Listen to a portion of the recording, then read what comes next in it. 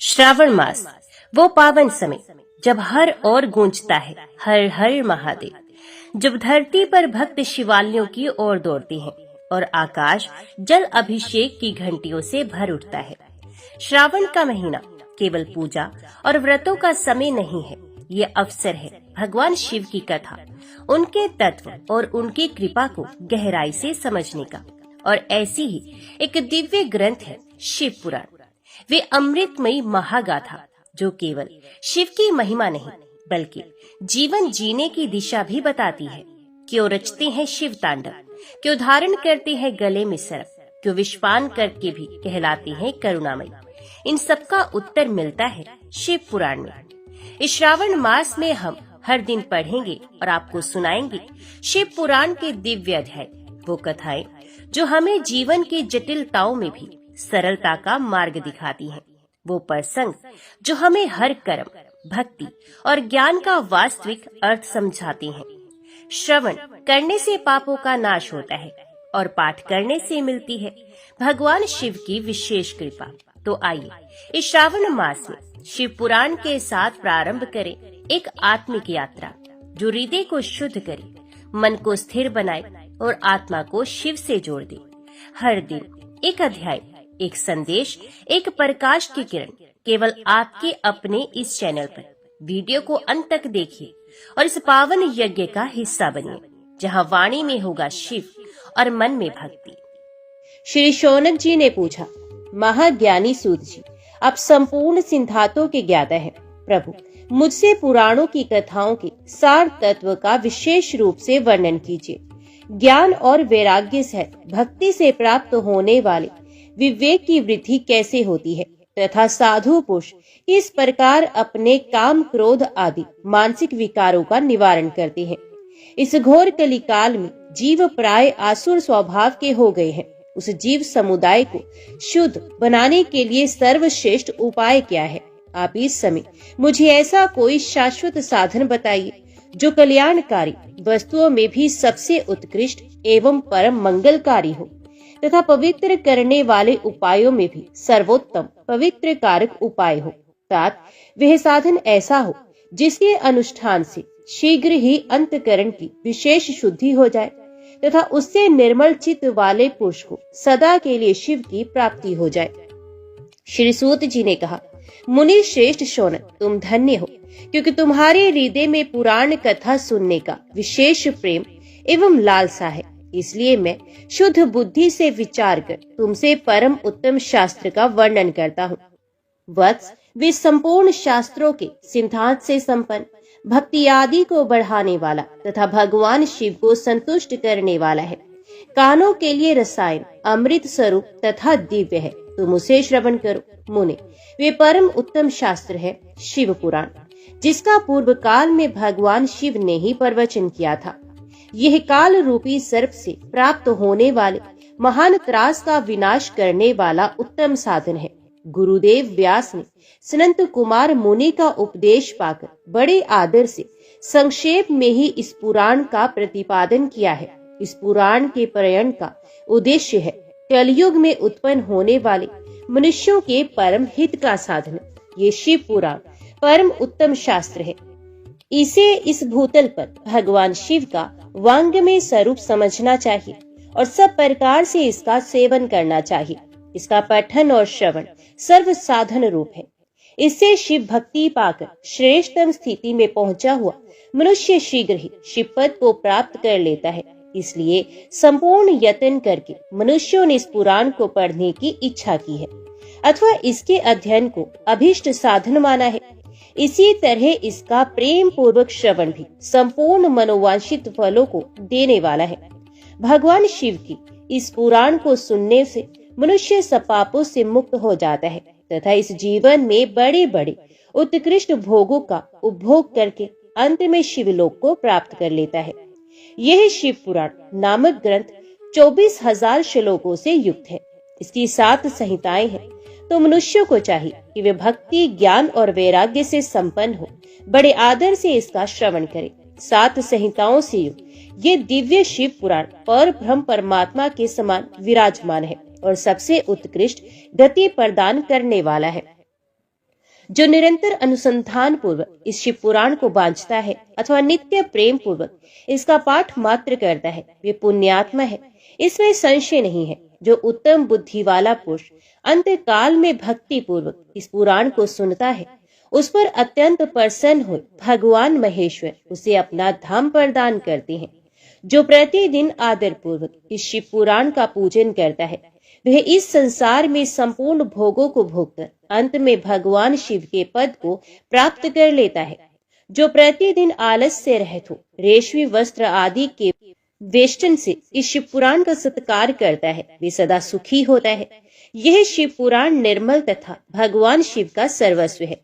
जो एह लोक और परलोक में भी सुख चाहता हो, उसे आदर के साथ प्रयत्न पूर्वक इसका सेवन करना चाहिए।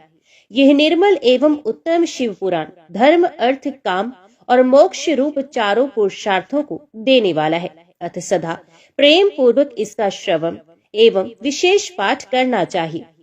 महाभाग सूत जी, आप धन्य हैं, परमार्थ तत्व के ज्ञाता हैं।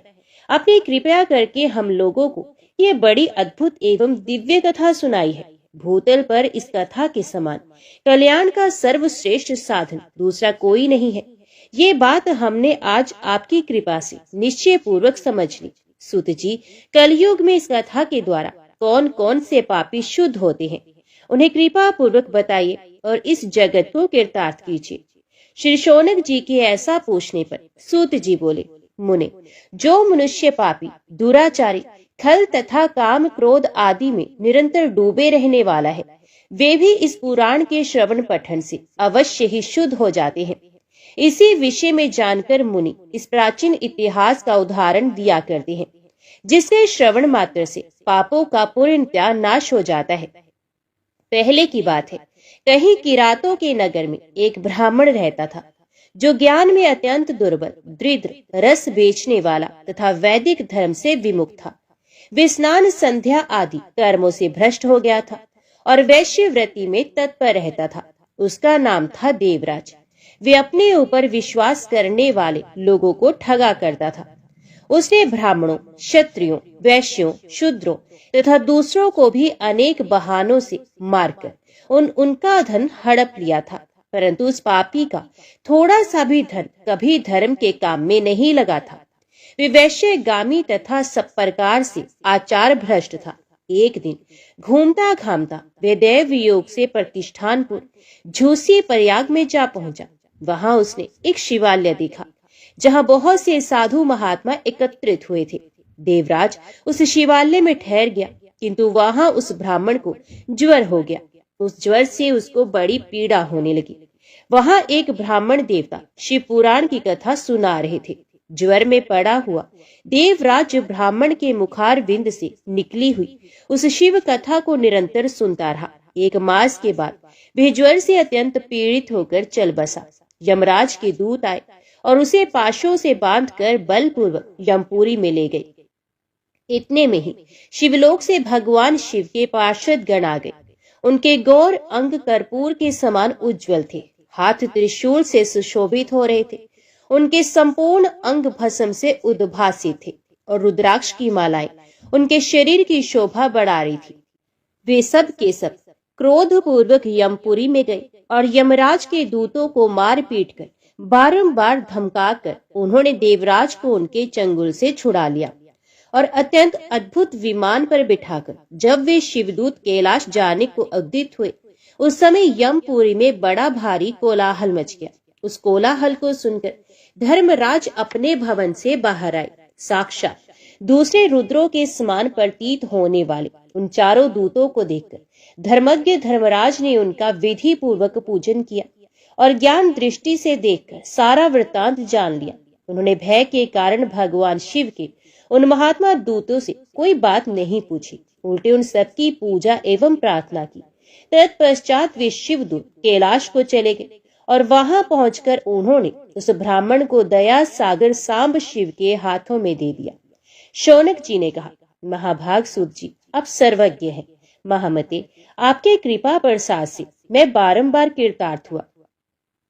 इस इतिहास को सुनकर मेरा मन अत्यंत आनंद में निमग्न हो रहा है। अतः अब भगवान शिव में प्रेम बढ़ाने वाली शिव संबंधिनी दूसरी कथा को भी कहिए। श्री सूत जी बोले, शौनक सुनो, मैं तुम्हारे सामने गोपनीय कथा वस्तु का भी वर्णन करूंगा, क्योंकि तुम शिव भक्तों में अग्रगण्य तथा वेद वेत्ताओं में श्रेष्ठ हो। समुद्र के निकटवर्ती प्रदेश में एक वाशकल नामक ग्राम है, जहाँ वैदिक धर्म से विमुख महापापी द्विज निवास करते हैं। वे सब के सब बड़े दुष्ट हैं। उनका मन दूषित विषय भोगों में ही लगा रहता है। वे ना देवताओं पर विश्वास करते हैं, न भाग्य पर। वे सभी कुटिल वृत्ति वाले हैं, किसानी करते और भांति भांति के घातक अस्त्र शस्त्र रखते हैं। वे व्यभिचारी और खल हैं। ज्ञान, वैराग्य तथा सद्धर्म का सेवन ही मनुष्यों के लिए परम पुरुषार्थ है। इस बात को वे बिल्कुल नहीं जानते हैं। वे सभी पशु बुद्धि वाले हैं। जहाँ के द्विज ऐसे हों, वहाँ के अन्य वर्णों के विषय में क्या कहा जाए। अन्य वर्णों के लोग भी उन्हीं की भांति कुत्सित विचार रखने वाले, स्वधर्म विमुख एवं खल है। वे सदा कुकर्म में लगे रहते और नित्य विषय भोगों में ही डूबे रहती हैं। वहाँ की सब स्त्रियां भी कुटिल स्वभाव की, स्वेच्छाचारिणी, पापासक्त, कुत्सित विचार वाली और व्यभिचारिणी है। वे सद्व्यवहार तथा सदाचार से सर्वथा शून्य है। इस प्रकार वहाँ दुष्टों का ही निवास है। उस वाशकल नामक ग्राम में किसी समय एक बिंदु नामधारी ब्राह्मण रहता था। ये बड़ा अधम था, दुरात्मा और महापापी था। यद्यपि उसकी स्त्री बड़ी सुंदरी थी, तो भी वे कुमार्ग पर ही चलता था। उसकी पत्नी का नाम था चंचुला। वे सदा उत्तम धर्म के पालन में लगी रहती थी, तो भी उसे छोड़कर वे दुष्ट ब्राह्मण वैश्यगामी हो गया था। इस तरह कुकर्म में लगे हुए उस बिंदु के बहुत वर्ष व्यतीत हो गए। उसकी स्त्री चंचुला काम से पीड़ित होने पर भी स्वधर्म नाश के भय से कलेश सहकर भी दीर्घ काल तक धर्म से भ्रष्ट नहीं हुई, परंतु दुराचारी पति के आचरण से प्रभावित हो आगे चलकर वह स्त्री भी दुराचारिणी हो गई। इस तरह दुराचार में डूबे हुए उन्मूढ़ चित्त वाले पति पत्नी का बहुत सा समय व्यर्थ बीत गया। तदंतर शूद्र जातीय वैश्य का पति बना हुआ विदूषित बुद्धि वाला दुष्ट ब्राह्मण बिंदु समय अनुसार मृत्यु को प्राप्त हो नरक में जा पड़ा। बहुत दिनों तक नरक के दुख भोगकर वह मूढ़ बुद्धि पापी विंध्य पर्वत पर भयंकर पिशाच हुआ। इधर उस दुराचारी पति बिंदु के मर जाने पर वे मूढ़ हृदया चंचुला बहुत समय तक पुत्रों के साथ अपने घर में ही रही। एक दिन दैवयोग से किसी पुण्य पर्व के आने पर वह स्त्री भाई बंधुओं के साथ गोकर्ण क्षेत्र में गई। तीर्थ यात्रियों के संग से उसने भी उस समय जाकर किसी तीर्थ के जल में स्नान किया। फिर वह साधारणतः मेला देखने की दृष्टि से बंधुजनों के साथ यत्र तत्र घूमने लगी। घूमती घामती किसी देव मंदिर में गई और वहां उसने एक देवज्ञ ब्राह्मण के मुख से भगवान शिव की परम पवित्र एवं मंगलकारिणी उत्तम पौराणिक कथा सुनी। कथावाचक ब्राह्मण कह रहे थे कि जो स्त्रियां परपुरुषों के साथ व्यभिचार करती हैं, वे मरने के बाद जब यमलोक में जाती हैं, तब यमराज के दूत उनकी योनि में तपे हुए लोहे का परिग डालते हैं। पौराणिक ब्राह्मण के मुख से ये वैराग्य बढ़ाने वाली कथा सुनकर चंचुला भय से व्याकुल होकर कांपने लगी। जब कथा समाप्त हुई और सुनने वाले सब लोग वहां से बाहर चले गए, तब भयभीत नारी एकांत में शिव पुराण की कथा बांचने वाले उन ब्राह्मण देवता से बोली। चंचुला ने कहा, हे ब्राह्मण, मैं अपने धर्म को नहीं जानती थी, इसलिए मेरे द्वारा बड़ा दुराचार हुआ है। स्वामी, मेरे ऊपर अनुपम कृपा करके आप मेरा उद्धार कीजिए। आज आपके वैराग्य रस से ओतप्रोत इस प्रवचन को सुनकर मुझे बड़ा भय लग रहा है। मैं कांप उठी हूँ और मुझे इस संसार से वैराग्य हो गया है। मुझे मूढ़ चित्त वाली पापिनी को धिक्कार है।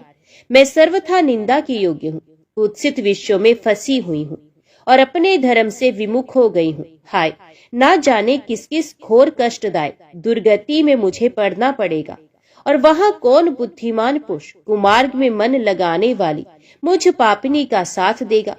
मृत्यु काल में उन भयंकर यमदूतों को मैं कैसे देखूंगी। जब वे बलपूर्वक मेरे गले में फंदे डालकर मुझे बांधेंगे, तब मैं कैसे धीरज धारण कर सकूंगी। नरक में जब मेरे शरीर के टुकड़े टुकड़े किए जाएंगे, उस समय विशेष दुख देने वाली उस महायातना को मैं कैसे सह सकूंगी। हाय, मैं मारी गई, मैं जल गई, मेरा हृदय विदीर्ण हो गया और मैं सब प्रकार से नष्ट हो गई हूँ, क्योंकि मैं हर तरह से पाप में ही डूबी रही हूँ। हे ब्राह्मण, आप ही मेरे गुरु, आप ही मेरी माता और आप ही मेरे पिता है।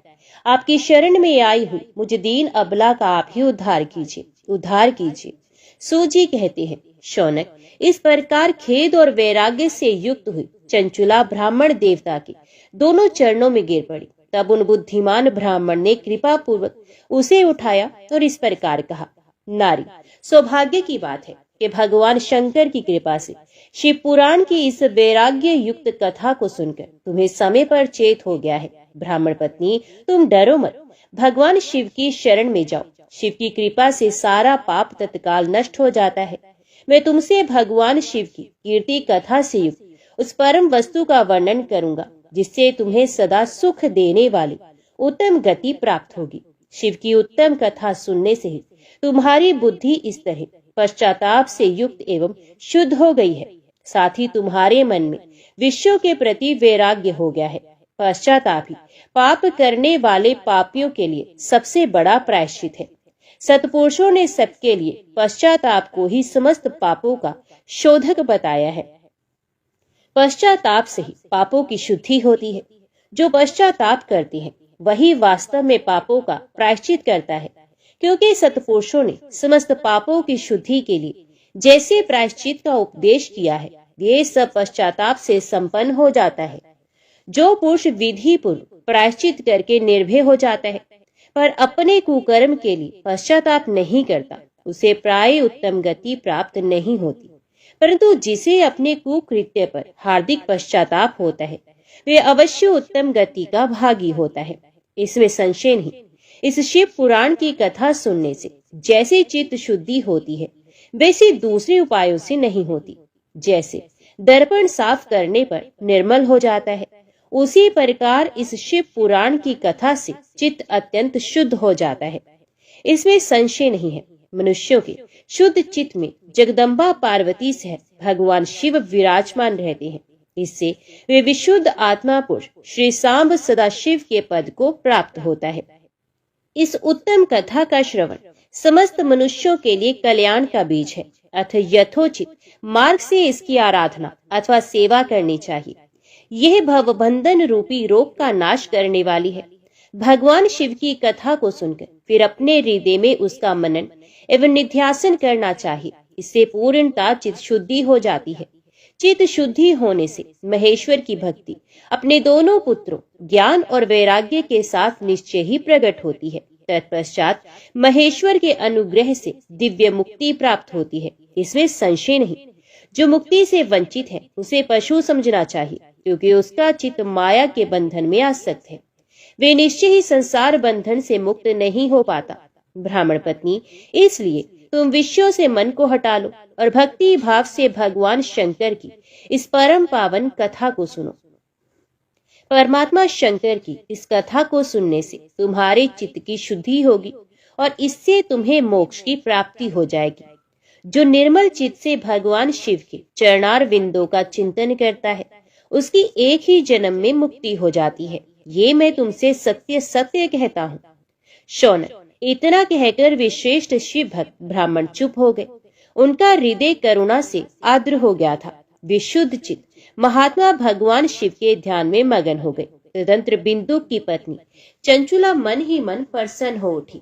ब्राह्मण का उक्त उपदेश सुनकर उसके नेत्रों में आनंद के आंसू छलक आए थे। ये ब्राह्मण पत्नी चंचुला हर्ष भरे हृदय से उन श्रेष्ठ ब्राह्मण की दोनों चरणों में गिर पड़ी और हाथ जोड़कर बोली, मैं कृतार्थ हो गई। तत्पश्चात उठकर वैराग्य युक्त उत्तम बुद्धि वाली वह स्त्री जो अपने पापों के कारण आतंकी थी, उन महान शिव भक्त ब्राह्मण से हाथ जोड़कर गदगद वाणी में बोली। चंचुला ने कहा, ब्राह्मण, शिव भक्तों में श्रेष्ठ स्वामी आप धन्य हैं, परमार्थदर्शी हैं और सदा परोपकार में लगे रहते हैं, इसलिए श्रेष्ठ साधु पुरुषों में प्रशंसा के योग्य हैं। साधु, मैं नरक के समुद्र में गिर रही हूँ। आप मेरा उद्धार कीजिए, उद्धार कीजिए। पौराणिक अर्थ तत्व से संपन्न जिस सुंदर शिव पुराण की कथा को सुनकर मेरे मन में संपूर्ण विश्व से वैराग्य उत्पन्न हो गया। उसी इस शिव पुराण को सुनने के लिए इस समय मेरे मन में बड़ी श्रद्धा हो रही है। सूत जी कहते हैं, ऐसा कहकर हाथ जोड़ उनका अनुग्रह पाकर चंचुला उस शिव पुराण की कथा को सुनने की इच्छा मन में लिए उन ब्राह्मण देवता की सेवा में तत्पर होकर वहीं रहने लगी। तदंतर शिव भक्तों में श्रेष्ठ और शुद्ध बुद्धि वाले उन ब्राह्मण देव ने उसी स्थान पर उसी स्त्री को शिव पुराण की उत्तम कथा सुनाई। इस प्रकार उस गोकर्ण नामक महाक्षेत्र में उन्हीं श्रेष्ठ ब्राह्मण से उसने शिव पुराण की वह परम उत्तम कथा सुनी, जो भक्ति, ज्ञान और वैराग्य को बढ़ाने वाली तथा मुक्ति देने वाली है। उस परम उत्तम कथा को सुनकर वे ब्राह्मण पत्नी अत्यंत कृतार्थ हो गई। उसका चित्त शीघ्र ही शुद्ध हो गया। फिर भगवान शिव के अनुग्रह से उसके हृदय में शिव के सगुण रूप का चिंतन होने लगा। इस प्रकार उसने भगवान शिव में लगी रहने वाली उत्तम बुद्धि पाकर शिव के सच्चिदानंदमय स्वरूप का बारंबार चिंतन आरंभ किया। तत्पश्चात समय के पूरे होने पर भक्ति, ज्ञान और वैराग्य से युक्त हुई चंचुला ने अपने शरीर को बिना किसी कष्ट के त्याग दिया। इतने में ही त्रिपुर शत्रु भगवान शिव का भेजा हुआ एक दिव्य विमान द्रुत गति से वहां पहुंचा, जो उनके अपने गणों से संयुक्त और भांति भांति के शोभा साधनों से संपन्न था। चंचुला उस विमान पर आरूढ़ हुई और भगवान शिव के श्रेष्ठ पार्षदों ने उसे तत्काल शिवपुरी में पहुंचा दिया।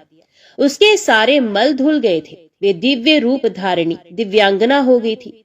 उसके दिव्य अवयव उसकी शोभा बढ़ाते थे। मस्तक पर अर्ध चंद्र का मुकुट धारण किए वे गौरांगी देवी शोभाशाली दिव्य आभूषणों से विभूषित थी। शिवपुरी में पहुंचकर उसने सनातन देवता त्रिनेत्रधारी महादेव जी को देखा। सभी मुख्य देवता उनकी सेवा में खड़े थे। गणेश, भृंगी, नंदीश्वर तथा वीरभद्रेश्वर आदि उनकी सेवा में उत्तम भक्ति भाव से उपस्थित थे। उनकी अंक कांति करोड़ों सूर्यों के समान प्रकाशित हो रही थी। कंठ में नील चिन्ह शोभा पाता था। 5 मुख और प्रत्येक मुख में 3 नेत्र थे। मस्तक पर अर्ध चंद्राकार मुकुट शोभा देता था। उन्होंने अपने वाम भाग में गौरी देवी को बिठा रखा था, जो विद्युत पुंज के समान प्रकाशित थी। गौरी पति महादेव जी की कांति कपूर के समान गौर थी। उनका सारा शरीर श्वेत भस्म से भासित था। शरीर पर श्वेत वस्त्र शोभा पा रहे थे। इस प्रकार परम उज्जवल भगवान शंकर का दर्शन करके वे ब्राह्मण पत्नी चंचुला बहुत प्रसन्न हुई। अत्यंत प्रीति युक्त होकर उसने बड़ी उतावली के साथ भगवान को बारंबार प्रणाम किया। फिर हाथ जोड़कर वे बड़े प्रेम, आनंद और संतोष से युक्त हो विनीत भाव से खड़ी हो गई। उसके नेत्रों से आनंद अश्रुओं की अविरल धारा बहने लगी तथा संपूर्ण शरीर में रोमांच हो गया। उस समय भगवती पार्वती और भगवान शंकर ने उसे बड़ी करुणा के साथ अपने पास बुलाया और सौम्य दृष्टि से उसकी ओर देखा।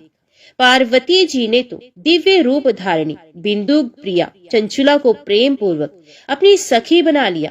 वे उस परम आनंद घन ज्योति स्वरूप सनातन धाम में अविचल निवास पाकर दिव्य सोखे से संपन्न हो अक्षय सुख का अनुभव करने लगी।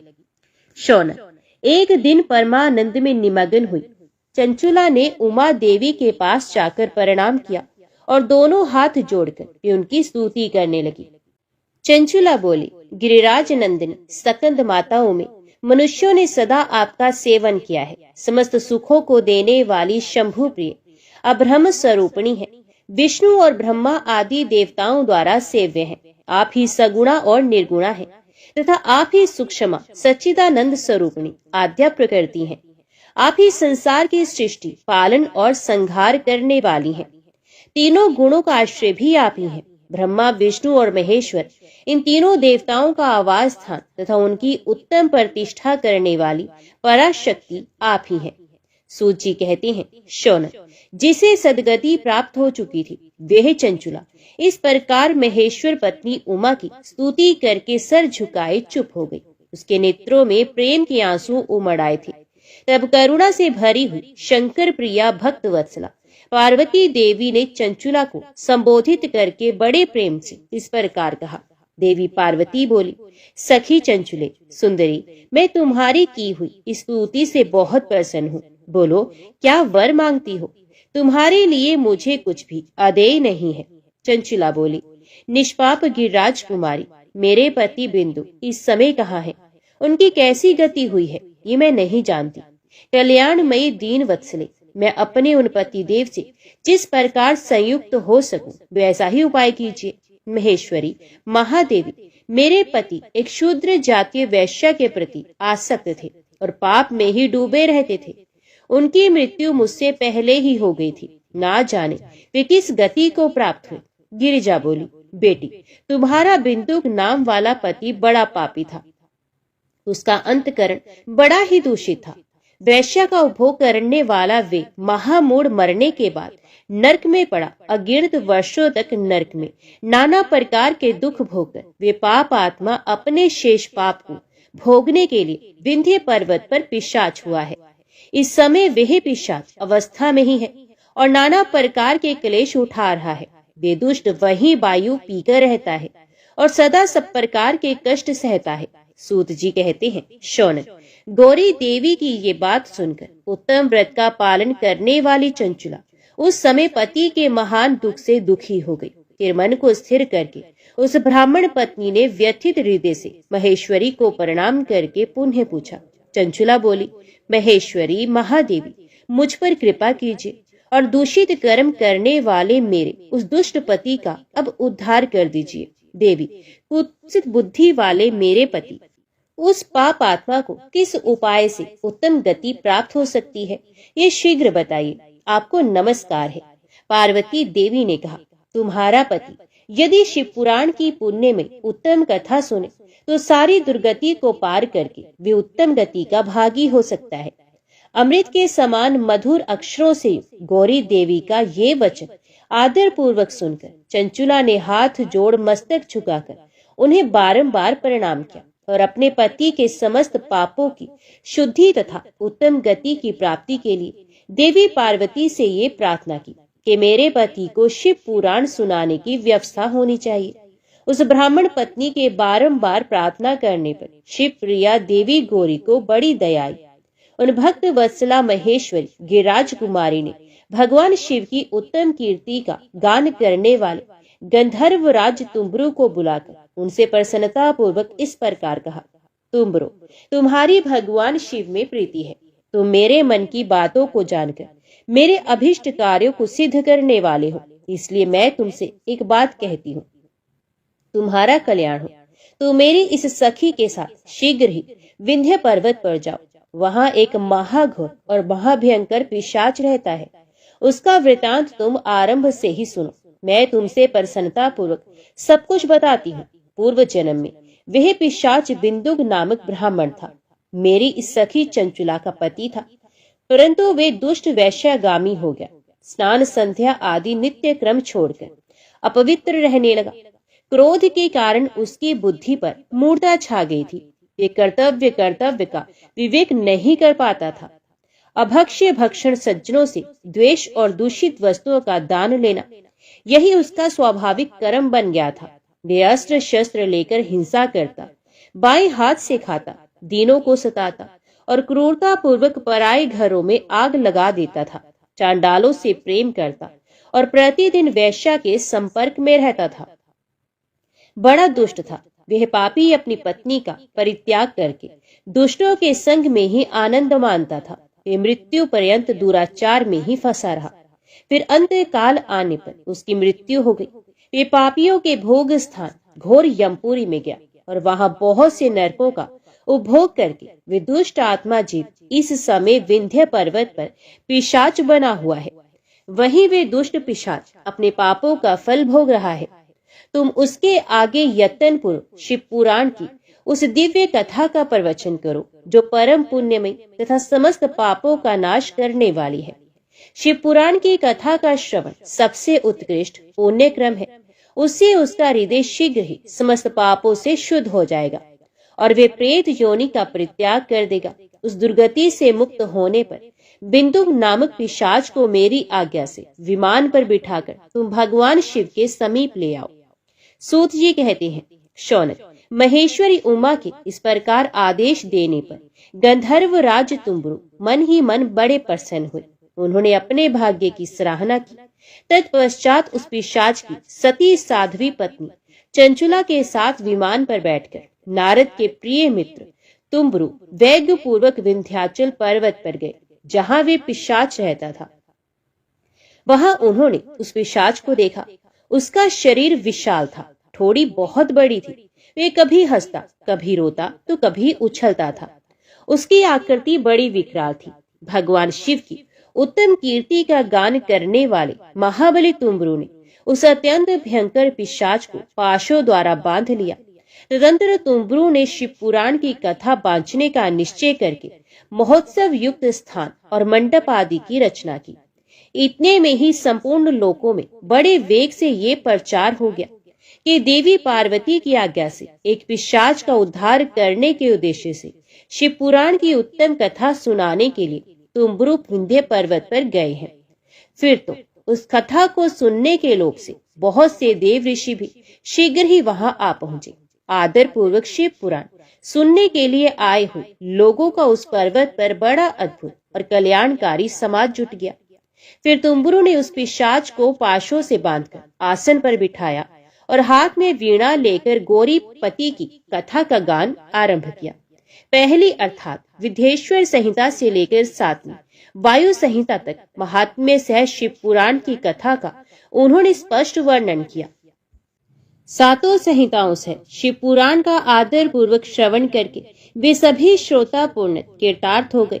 उस परम पुण्य में शिव पुराण को सुनकर उस पिशाच ने अपने सारे पापों को धोकर उस पैशाचिक शरीर को त्याग दिया। फिर तो शीघ्र ही उसका रूप दिव्य हो गया। अंग कांति गौर वर्ण की हो गई। शरीर पर श्वेत वस्त्र तथा सब प्रकार के पुष्पोचित आभूषण उसके अंगों को उद्भासित करने लगे।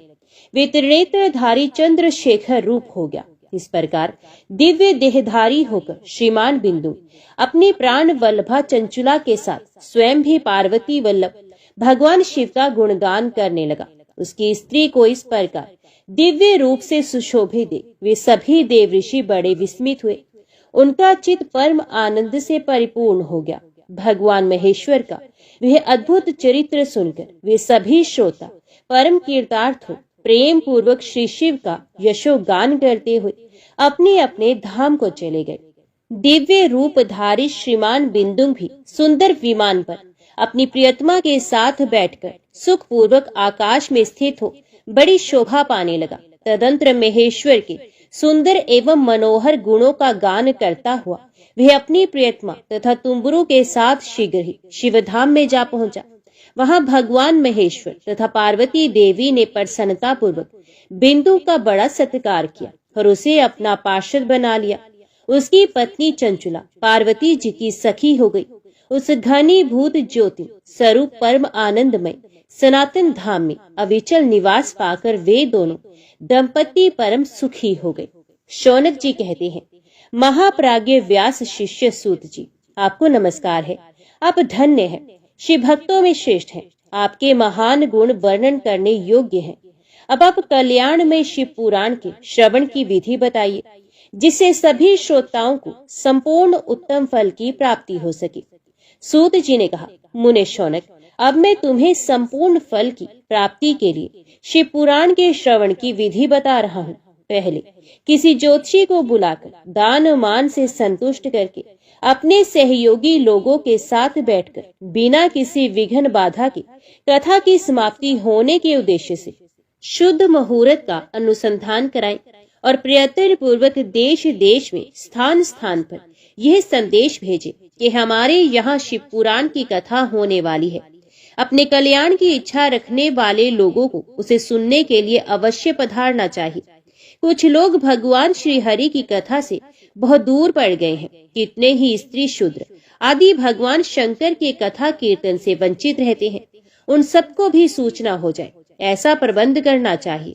देश देश में जो भगवान शिव के भक्त हों तथा शिव कथा के कीर्तन और श्रवण के लिए उत्सुक हों, उन सबको आदर पूर्वक बुलवाना चाहिए और आए हुए लोगों का सब प्रकार से आदर सत्कार करना चाहिए।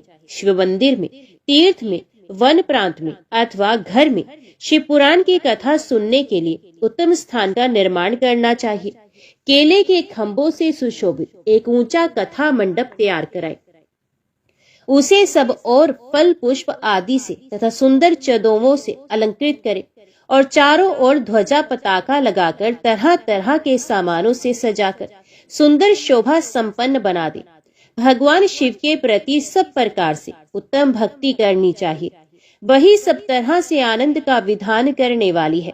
परमात्मा भगवान शंकर के लिए दिव्य आसन का निर्माण करना चाहिए तथा कथा वाच्य के लिए भी एक ऐसा दिव्य आसन बनाना चाहिए जो उनके लिए सुखद हो सके। मुने, नियम पूर्वक कथा सुनने वाले श्रोताओं के लिए भी यथा योग्य सुंदर स्थानों की व्यवस्था करनी चाहिए। अन्य लोगों के लिए साधारण स्थान ही रखना चाहिए, जिसके मुख से निकली हुई वाणी देहधारियों के लिए कामधेनु के समान अभीष्ट फल देने वाली होती है। उस पुराण वेता विद्वान वक्ता के प्रति तुच्छ बुद्धि कभी नहीं करनी चाहिए। संसार में जन्म तथा गुणों के कारण बहुत से गुरु होते हैं, परंतु उन सब में पुराणों का ज्ञाता विद्वान ही परम गुरु माना गया है। पुराण वेता पवित्र, दक्ष, शांत, ईर्ष्या पर विजय पाने वाला, साधु और दयालु होना चाहिए। ऐसा प्रवचन कुशल विद्वान इस पुण्य में कथा को कहे। सूर्य उदय से आरंभ करके 3:30 पहर तक उत्तम बुद्धि वाले विद्वान पुरुष को शिव पुराण की कथा सम्यक रीति से पांचनी चाहिए। मध्याह्न काल में 2 घड़ी तक कथा बंद रखनी चाहिए, जिससे कथा कीर्तन से अवकाश पाकर लोग मल मूत्र का त्याग कर सके। कथा प्रारंभ के दिन से 1 दिन पहले व्रत ग्रहण करने के लिए वक्ता को शौर कर लेना चाहिए। जिन दिनों कथा हो रही हो उन दिनों प्रयत्न पूर्वक प्रातः काल का सारा नित्य क्रम संक्षेप से ही कर लेना चाहिए। वक्ता के पास उसकी सहायता के लिए एक दूसरा वैसा ही विद्वान स्थापित करना चाहिए। वे भी सब प्रकार के संशयों से निवृत्त करने में समर्थ और लोगों को समझाने में कुशल हो। कथा में आने वाले विघ्नों की निवृत्ति के लिए गणेश जी का पूजन करें। कथा के स्वामी भगवान शिव की तथा विशेषत शिव पुराण की पुस्तक की भक्ति भाव से पूजा करें। तत्पश्चात उत्तम बुद्धि वाला श्रोता तन मन से शुद्ध एवं प्रसन्नचित हो आदर पूर्वक शिव पुराण की कथा सुने। जो वक्ता और श्रोता अनेक प्रकार के कर्मों में भटक रहे हों, काम आदि 6 विकारों से युक्त हों, स्त्री में आसक्ति रखते हों और पाखंड पूर्ण बातें करते हों, वे पुण्य के भागी नहीं होते। जो लौकिक चिंता तथा धन, ग्रह एवं पुत्र आदि की चिंता को छोड़कर कथा में मन लगाए रहते हैं, उन शुद्ध बुद्धि पुरुषों को उत्तम फल की प्राप्ति होती है। जो श्रोता श्रद्धा और भक्ति से युक्त होते हैं, दूसरे कर्मों में मन नहीं लगाते और मौन, पवित्र एवं उद्वेग शून्य होते हैं, वे ही पुण्य के भागी होते हैं। सूत जी बोले, शौनक, अब शिव पुराण सुनने का व्रत लेने वाले पुरुषों के लिए जो नियम है उन्हें भक्ति पूर्वक सुनो। नियम पूर्वक इस श्रेष्ठ कथा को सुनने से बिना किसी विघ्न बाधा के उत्तम फल की प्राप्ति होती है। जो लोग दीक्षा से रहित हैं, उन्हें कथा श्रवण में अधिकार नहीं है। अथम उन्हें कथा सुनने की इच्छा वाले सब लोगों को पहले वक्ता से दीक्षा ग्रहण करनी चाहिए। जो लोग नियम से कथा सुने उनको ब्रह्मचर्य से रहना, भूमि पर सोना, पत्तल में खाना और प्रतिदिन कथा समाप्त होने पर ही अन्न ग्रहण करना चाहिए। जिसमें शक्ति हो वे पुराण की समाप्ति तक उपवास करके शुद्धता पूर्वक भक्ति भाव से उत्तम शिव पुराण को सुने। इस कथा का व्रत लेने वाले पुरुष को प्रतिदिन एक ही बार हविष्यान्न भोजन करना चाहिए। जिस प्रकार से कथा श्रवण का नियम सुख पूर्वक सद सके वैसे ही करना चाहिए। गरिष्ठ अन्न, दाल, जला अन्न, सेम, मसूर, भाव दूषित तथा बासी अन्न को खाकर कथाव्रती पुरुष कभी कथा को ना सुने। जिसने कथा का व्रत ले रखा हो वे पुरुष प्याज, लहसुन, हींग, गाजर, मादक वस्तु तथा आमिष कही जाने वाली वस्तुओं को त्याग दे। कथा का व्रत लेने वाला पुरुष काम, क्रोध आदि 6 विकारों को, ब्राह्मणों की निंदा को तथा पतिव्रता और साधु संतों की निंदा को भी त्याग दे। कथाव्रती पुरुष प्रतिदिन सत्य, शौच, दया, मौन, सरलता, विनय तथा हार्दिक उदारता, इन सद्गुणों को सदा अपनाए रहे। श्रोता निष्काम हो या सकाम, वे नियम पूर्वक कथा सुने। सकाम पुरुष अपनी अभिष्ट कामना को प्राप्त करता है और निष्काम पुरुष मोक्ष पा लेता है। दरिद्र क्षय का रोगी, पापी, भाग्यहीन तथा संतान रहित पुरुष भी इस उत्तम कथा को सुने। काक, बंध्या आदि जो 7 प्रकार की दुष्टा स्त्रियां हैं, वे तथा जिसका गर्भ गिर जाता है, वे इन सभी को शिव पुराण की उत्तम कथा सुननी चाहिए। मुने, स्त्री हो या पुरुष, सबको यत्न पूर्वक विधि विधान से शिव पुराण की ये उत्तम कथा सुननी चाहिए। महर्षि, इस तरह शिव पुराण की कथा के पाठ एवं श्रवण संबंधी यज्ञोत्सव की समाप्ति होने पर श्रोताओं को भक्ति एवं प्रयत्न पूर्वक भगवान शिव की पूजा की भांति पुराण पुस्तक की भी पूजा करनी चाहिए। तदंतर विधि पूर्वक वक्ता का भी पूजन करना आवश्यक है। पुस्तक को आच्छादित करने के लिए नवीन एवं सुंदर बस्ता बनाए और उसे बांधने के लिए दृढ़ एवं दिव्य डोरी लगाए, फिर उसका विधिवत पूजन करें। मुनिश्रेष्ठ, इस प्रकार महान उत्सव के साथ पुस्तक और वक्ता की विधिवत पूजा करके वक्ता की सहायता के लिए स्थापित हुए पंडित का भी उसी के अनुसार धन आदि के द्वारा उससे कुछ ही कम सत्कार करें। वहां आए हुए ब्राह्मणों को अन्न धन आदि का दान करें। साथ ही गीत, वाद्य और नृत्य आदि के द्वारा महान उत्सव रचाए। मुने, यदि श्रोता विरक्त हो तो उसके लिए कथा समाप्ति के दिन विशेष रूप से उस गीता का पाठ करना चाहिए जिसे श्री रामचंद्र जी के प्रति भगवान शिव ने कहा था। यदि श्रोता गृहस्थ हो तो उस बुद्धिमान को उस श्रवण क्रम की शांति के लिए शुद्ध हविष्य के द्वारा होम करना चाहिए। मुने, रुद्र संहिता के प्रत्येक श्लोक द्वारा होम करना उचित है अथवा गायत्री मंत्र से होम करना चाहिए, क्योंकि वास्तव में ये पुराण गायत्री में ही है। अथवा शिव पंचाक्षर मंत्र मूल मंत्र से हवन करना उचित है। होम करने की शक्ति ना हो तो विद्वान पुरुष यथाशक्ति हवनीय भविष्य का ब्राह्मण को दान करे। किसी भी प्रकार के दोष की शांति के लिए भक्ति पूर्वक शिव सहस्त्र नाम का पाठ अथवा श्रवण करे। इससे सब कुछ सफल होता है, इसमें संशय नहीं है, क्योंकि तीनों लोकों में उससे बढ़कर कोई वस्तु नहीं है। कथा श्रवण संबंधी व्रत की पूर्णता की सिद्धि के लिए 11 ब्राह्मणों को मधु मिश्रित खीर भोजन कराए और उन्हें दक्षिणा दे। मुने, यदि शक्ति हो तो 3 तोले सोने का एक सुंदर सिंहासन बनवाए और उस पर उत्तम अक्षरों में लिखी अथवा लिखवाई हुई शिव पुराण की पोथी विधि पूर्वक स्थापित करे। तत्पश्चात पुरुष उसकी आवाहन आदि विविध उपचारों से पूजा करके दक्षिणा चढ़ाए। फिर जितेंद्रिय आचार्य का वस्त्र, आभूषण एवं गंध आदि से पूजन करके दक्षिणा सहित वह पुस्तक उन्हें समर्पित कर दे। उत्तम बुद्धि वाला श्रोता इस प्रकार भगवान शिव के संतोष के लिए पुस्तक का दान करे। शौनक, इस पुराण के उस दान के प्रभाव से भगवान शिव का अनुग्रह पाकर पुरुष भव बंधन से मुक्त हो जाता है। इस तरह विधि विधान का पालन करने पर श्री संपन्न शिव पुराण संपूर्ण फल को देने वाला तथा भोग और मोक्ष का दाता होता है। मुने, शिव पुराण का वह सारा महात्म्य जो संपूर्ण अभिष्ट को देने वाला है मैंने तुम्हें कह सुनाया। अब और क्या सुनना चाहते हो? श्रीमान शिव पुराण समस्त पुराणों के भाल का तिलक माना गया है। ये भगवान शिव को अत्यंत प्रिय, रमणीय तथा भवरोग का निवारण करने वाला है। जो सदा भगवान शिव का ध्यान करते हैं, जिनकी वाणी शिव के गुणों की स्तुति करती है और जिनके दोनों कान उनकी कथा सुनते हैं, इस जीव जगत में उन्हीं का जन्म लेना सफल है। वे निश्चय ही संसार सागर से पार हो जाते हैं।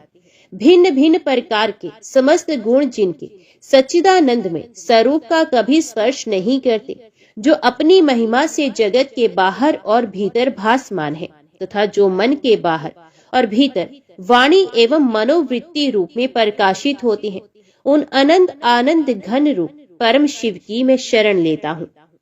विधेश्वर संहिता, जो आदि और अंत में तथा मध्य में भी नित्य मंगल में है, जिनकी समानता अथवा तुलना कहीं भी नहीं है, जो आत्मा के स्वरूप को प्रकाशित करने वाले देवता परमात्मा है, जिनके 5 मुख हैं और जो खेल ही खेल में अनायास जगत की रचना, पालन और संहार तथा अनुग्रह एवं तिरोभाव रूप 5 प्रबल कर्म करते रहते हैं, उन सर्वश्रेष्ठ अजर अमर ईश्वर अंबिकापति भगवान शंकर का मैं मन ही मन चिंतन करता हूँ। व्यास जी कहते हैं, जो धर्म का महान क्षेत्र है और जहाँ गंगा यमुना का संगम हुआ है, उस परम पुण्य में प्रयाग में जो ब्रह्मलोक का मार्ग है, सत्य व्रत में तत्पर रहने वाले महातेजस्वी महाभाग महात्मा मुनियों ने एक विशाल ज्ञान यज्ञ का आयोजन किया। उस ज्ञान यज्ञ का समाचार सुनकर पौराणिक शिरोमणि व्यास शिष्य महामुनि सूत जी वहां मुनियों का दर्शन करने के लिए आए। सूत जी को आते देख वे सब मुनि उस समय हर्ष से खिल उठे और अत्यंत प्रसन्न चित्त से उन्होंने उनका विधिवत स्वागत सत्कार किया। तत्पश्चात उन प्रसन्न महात्माओं ने उनकी विधिवत स्तुति करके विनय पूर्वक हाथ जोड़कर उनसे इस प्रकार कहा, सर्वज्ञ विद्वान रोमहर्षण जी, आपका भाग्य बड़ा भारी है। इसी से आपने व्यास जी के मुख से अपनी प्रसन्नता के लिए ही संपूर्ण पुराण विद्या प्राप्त की, इसलिए आप आश्चर्य स्वरूप कथाओं के भंडार हैं। ठीक उसी तरह जैसे रत्नाकर समुद्र बड़े बड़े सारभूत रत्नों का आगार है। तीनों लोकों में भूत वर्तमान और भविष्य तथा और भी जो कोई वस्तु है वे आपसे अज्ञात नहीं है। आप हमारे सौभाग्य से इस यज्ञ का दर्शन करने के लिए यहाँ पधार गए हैं और इसी व्यास से हमारा कुछ कल्याण करने वाले हैं, क्योंकि आपका आगमन निरर्थक नहीं हो सकता। हमने पहले भी आपसे शुभाशुभ तत्व का पूरा वर्णन सुना है, किंतु उससे तृप्ति नहीं होती। हमें उसे सुनने की बारंबार इच्छा होती है। उत्तम बुद्धि वाले सूजी, इस समय हमें एक ही बात सुननी है। यदि आपका अनुग्रह हो तो गोपनीय होने पर भी आप उस विषय का वर्णन करें। घोर कलयुग आने पर मनुष्य पुण्य कर्म से दूर रहेंगे, दुराचार में फंस जाएंगे और सबके सब सत्य भाषण से मुंह फेर लेंगे, दूसरों की निंदा में तत्पर होंगे, पराई धन को हड़प लेने की इच्छा करेंगे। उनका मन पराई स्त्रियों में आसक्त होगा तथा वे दूसरे प्राणियों की हिंसा किया करेंगे। अपने शरीर को ही आत्मा समझेंगे, मूढ़ नास्तिक और पशु बुद्धि रखने वाले होंगे। माता पिता से द्वेष रखेंगे, ब्राह्मण लोभ रूपी ग्रह के ग्रास बन जाएंगे, वेद बेचकर जीविका चलाएंगे, धन का उपार्जन करने के लिए ही विद्या का अभ्यास करेंगे और मद से मोहित रहेंगे। अपनी जाति के कर्म छोड़ देंगे, पराई दूसरों को ठगेंगे, तीनों काल की संधि उपासना से दूर रहेंगे और ब्रह्म ज्ञान से शून्य होंगे। समस्त क्षत्रिय भी सब धर्म का त्याग करने वाले होंगे, कुसंगी पापी और व्यभिचारी होंगे। उनमें शौर्य का अभाव होगा, वे कुत्सित चौर्य कर्म से जीविका चलाएंगे, शूद्रों का सा बर्ताव करेंगे और उनका चित्त काम का किंकर बना रहेगा। वैश्य संस्कार भ्रष्ट, सब धर्म त्यागी कुमार्गी, धन उपार्जन परायण तथा नाप तोल में अपनी कुत्सित वृत्ति का परिचय देने वाले होंगे। इसी तरह शूद्र ब्राह्मणों के आचार्य में तत्पर होंगे, उनकी आकृति उज्जवल होगी, अर्थात वे अपना कर्म धर्म छोड़कर उज्जवल वेशभूषा से विभूषित हो व्यर्थ घूमेंगे। वे स्वभावत ही अपने धर्म का त्याग करने वाले होंगे। उनके विचार धर्म के प्रतिकूल होंगे, वे कुटिल और द्विज निंदक होंगे। यदि धनी हुए तो कुकर्म में लग जाएंगे, विद्वान हुए तो वाद विवाद करने वाले होंगे। अपने को कुलीन मानकर चारों वर्णों के साथ वैवाहिक संबंध स्थापित करेंगे, समस्त वर्णों को अपने संपर्क से भ्रष्ट करेंगे। वे लोग अपनी अधिकार सीमा से बाहर जाकर द्विचोचित सत्कर्मों का अनुष्ठान करने वाले होंगे। कलयुग की स्त्रियां पराई सदाचार से भ्रष्ट और पति का अपमान करने वाली होंगी, सास ससुर से द्रोह करेंगी, किसी से भय नहीं मानेंगी, मलिन भोजन करेंगी, कुत्सित हाव भाव में तत्पर होंगी। उनका शील स्वभाव बहुत बुरा होगा और वे अपने पति की सेवा से सदा ही विमुख होंगी। सूची, इस तरह जिनकी बुद्धि नष्ट हो गई है, जिन्होंने अपने धर्म का त्याग कर दिया है, ऐसे लोगों को इहलोक और परलोक में उत्तम गति कैसे प्राप्त होगी? इसी चिंता से हमारा मन सदा व्याकुल रहता है। परोपकार के समान दूसरा कोई धर्म नहीं। अतः जिस छोटे से उपाय से इन सबके पापों का तत्काल नाश हो जाए, उसे इस समय कृपा पूर्वक बताइए, क्योंकि आप समस्त सिद्धांतों के ज्ञाता हैं। व्यास जी कहते हैं, मुनियों की ये बात सुनकर सूत जी मन ही मन भगवान शंकर का स्मरण करके उनसे इस प्रकार बोले। सूत जी कहते हैं, साधु महात्माओं, आपने बहुत अच्छी बात पूछी है। आपका ये प्रश्न तीनों लोगों का हित करने वाला है। मैं गुरुदेव व्यास का स्मरण करके आप लोगों के स्नेहवश इस विषय का वर्णन करूंगा। आप आदर पूर्वक सुने। सबसे उत्तम जो शिव पुराण है वे वेदांत का सार सर्वस्व है तथा वक्ता और श्रोता का समस्त पाप राशियों से उद्धार करने वाला है। इतना ही नहीं, वे परलोक में परमार्थ वस्तु को देने वाला है। कल की कलम राशि का विनाश करने वाला है। उसमें भगवान शिव के उत्तम यश का वर्णन है। ब्राह्मणों, धर्म, अर्थ, काम और मोक्ष इन चारों पुरुषार्थों को देने वाला वह पुराण सदा ही अपने प्रभाव की दृष्टि से वृद्धि या विस्तार को प्राप्त हो रहा है। विप्रवरो, उस सर्वोत्तम शिव पुराण के अध्ययन मात्र से वे कलयुग के पाप सक्त जीव श्रेष्ठतम गति को प्राप्त हो जाएंगे। कलयुग के महान उत्पाद तभी तक जगत में निर्भर होकर विचरेंगे जब तक यहाँ शिव पुराण का उदय नहीं होगा। इसे वेद के तुल्य माना गया है। इस वेद कल्प पुराण का सबसे पहले भगवान शिव ने ही प्रणयन किया था। विदेश्वर संहिता, रुद्र संहिता, विनायक संहिता, उमा संहिता, मातृ संहिता, एकादश रुद्र संहिता, कैलाश संहिता, शत रुद्र संहिता, कोट रुद्र संहिता, सहस्त्र कोट रुद्र संहिता, वाव्य संहिता तथा धर्म संहिता। इस प्रकार इस पुराण के 12 भेद या खंड हैं। ये 12 संहिताएं अत्यंत पुण्यमयी मानी गई हैं। ब्राह्मणों, अब मैं उनके श्लोकों की संख्या बता रहा हूँ। आप लोग वे सब आदर पूर्वक सुने। वेदेश्वर संहिता में 10,000 श्लोक हैं। रुद्र संहिता, विनायक संहिता, उमा संहिता और मातृ संहिता, इनमें से प्रत्येक में 8,000 श्लोक हैं। ब्राह्मणों, एकादश रुद्र संहिता में 13,000, कैलाश संहिता में 6,000, शतरुद्र संहिता में 3,000, कोटि रुद्र संहिता में 9,000, सहस्त्र कोटि रुद्र संहिता में 11,000, वाव्य संहिता में 4,000 तथा धर्म संहिता में 12,000 श्लोक हैं।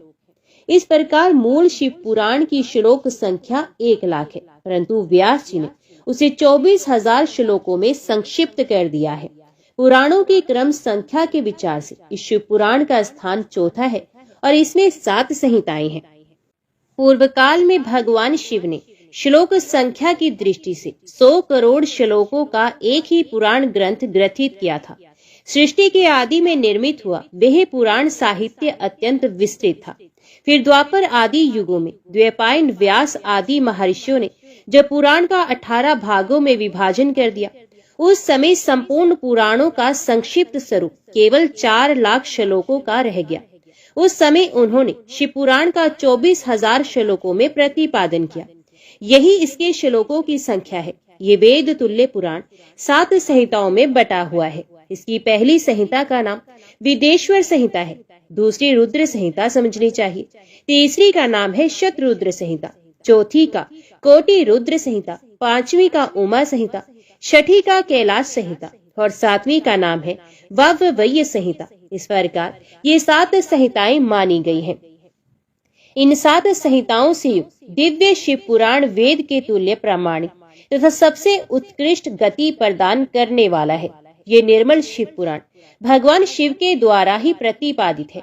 इसे शैव शिरोमणि भगवान व्यास ने संक्षेप से संकलित किया है।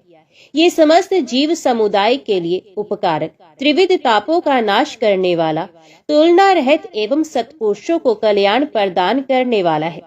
इसमें वेदांत विज्ञान में प्रधान तथा निष्कपट धर्म का प्रतिपादन किया गया है। यह पुराण ईर्ष्या रहित, अंतःकरण वाले विद्वानों के लिए जानने की वस्तु है। इसमें श्रेष्ठ मंत्र समूहों का संकलन है तथा धर्म, अर्थ और काम, स्त्री वर्ग की प्राप्ति के साधन का भी वर्णन है। ये उत्तम शिव पुराण समस्त पुराणों में श्रेष्ठ है। वेद वेदांत में वेद्य रूप से विलसित परम वस्तु परमात्मा का इसमें गान किया गया है।